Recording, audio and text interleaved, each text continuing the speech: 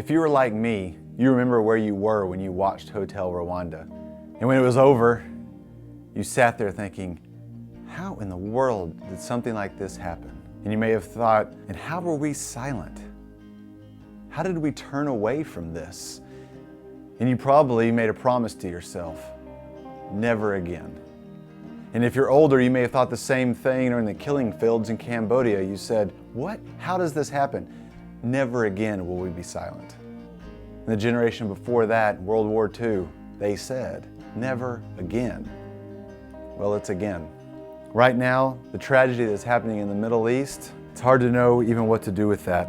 I mean, thousands of Christians in Syria and Iraq, Christians with a deep heritage stretching back 2,000 years, are being persecuted and killed at the hands of ISIS and other regimes. Women and children are being captured, tortured, and sold in the slave market. Pope Francis recently said, "Today we are dismayed to see how in the Middle East and elsewhere in the world, many of our brothers and sisters are persecuted, tortured, and killed for their faith in Jesus." In this third world war, waged piecemeal, which we are now experiencing, a form of genocide is taking place. Will the global church remain silent as our brothers and sisters struggle faithfully in the midst of this horror? It is time for us to cry out to the Lord on behalf of the millions suffering in the Middle East, for the 7 million displaced within Syria and the 4 million displaced outside of Syria, the millions in Iraq that are displaced, for the hundreds of thousands who've lost their lives and who've been enslaved.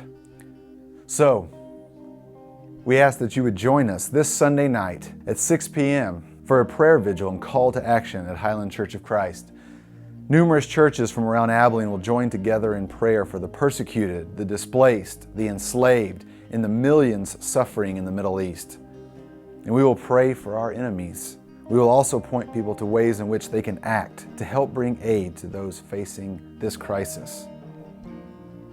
May God's church, as one body, in the face of this crisis, cry out to God and ask for His kingdom to come on earth as it is in heaven.